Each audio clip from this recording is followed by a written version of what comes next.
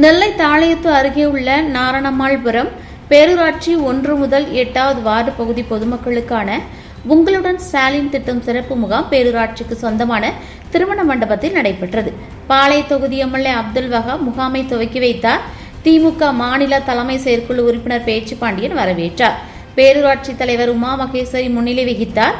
மாவட்ட துணைச் செயலாளர் KTC தர்மன், கவுன்சிலர்கள் ராமலட்சுமி, உதயம், மகாலிங்கம், சேர்மன் செல்வம், பால் மாயாண்டி, மாவட்ட திமுக பிரதிநிதி ராஜா, நிலை தாசில்தார் சந்திரகாசன், துணை தாசில்தார் ரூமா, நிர்வாக அலுவலர் ஜெயராஜ், வருவாய் ஆய்வாளர் பகவதி, கிராம நிர்வாக அலுவலர் முத்துசெல்வி உட்பட பலரும் கலந்து கொண்டனர்.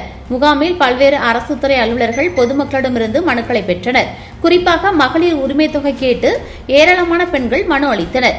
இது தவிர பட்டா மாறுதல், மின் இணைப்பு, பெயர் மாற்றம் உள்ளிட்ட கோரிக்கைகள் தொடர்பாக மனுக்கள் அளிக்கப்பட்டது.